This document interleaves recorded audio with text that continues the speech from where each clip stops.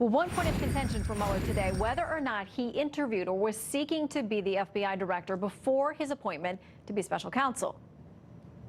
So your statement here today is that you didn't interview to apply for the FBI director job? That's correct.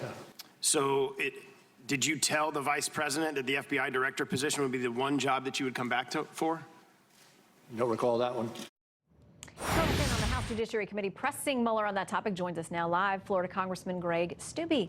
Great to have you with us tonight. Thanks for having me. Was there a method to your madness there? Were you trying to get at something specific? Because there were now rumors this afternoon that there would be attempts at perjury charges against Robert Mueller. Well, there was a meeting, and I believe it was May 16th, with the president, and the vice president was there, and he was interviewing for the FBI director position. And he did tell the vice president that if he came back to the Department of Justice, he would only come back as FBI director, and then the next day he gets appointed as special counsel. So I was trying to bring that out, and he said he doesn't recall, which I don't know how you don't recall having a conversation with the vice president and the president about interviewing to be the FBI director, but that was his testimony today. Well, there was a lot today that he said he didn't recall. Something in the American Thinker today, they said this. They said he was a bino, not something I've heard before, but a boss in name only. Under the Mueller brand, they say dodgy prosecutor Andrew Weissman could work with his Trump-hating cabal of Hillary supporters. Now that the public can see with their own eyes that Mueller was at best, quote, Mr. Outside, the story arc turns toward investigating the investigators. Were you surprised throughout the questioning today that he didn't have more of a command of the facts of this, given that this report bears his name? He didn't have a command of the facts. At times he was kind of bumbling through, and he had his deputy there trying to assist him in what page they were on. And you know, you've probably seen the clips of multiple times him asking people to repeat the question. That's probably by some points he had his counsel giving him information, so he wasn't listening to what was going on.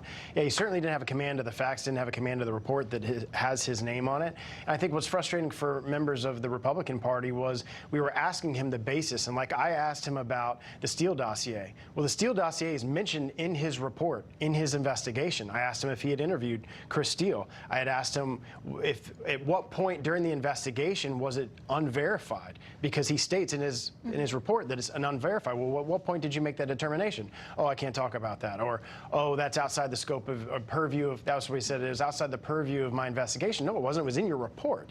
So how can you now state before the American people that you've closed the case, closed the investigation, it's in the report, that it's outside the purview of your investigation when it was in your report?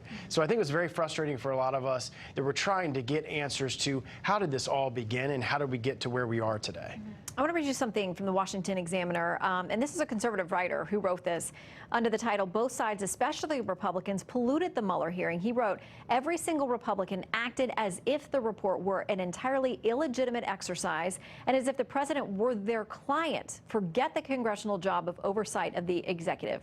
Think that's a fair characterization of what you did? I don't think that's fair at all, and I think what we did is make a very clear to the American people what the Mueller report found, and he, as Mr. Mueller, confirmed it. He found no collusion between the Trump campaign and Russia. He stated that multiple times because it's in the report multiple times. And when pressed on obstruction, he stated, because I even asked him, and Mr. Ratcliffe asked him, you can't make up this terminology that we're going to exonerate somebody or we're choosing not to exonerate somebody.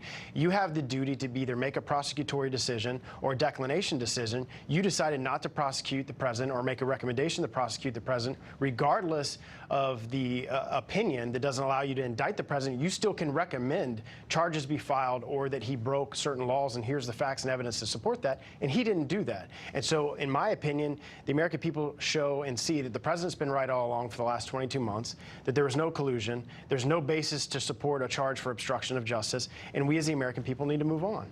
All right. By the way, I wanted to let folks know that our bookers reached out to about 70 Democrats' offices tonight, your counterparts on the Hill. None wanted to come join you for this. So next time, just bring a friend. I would love to have sat here with the Democrat and debated this. Okay, we'll bring one with you next time. Congressman, great to have you. Thanks for having me.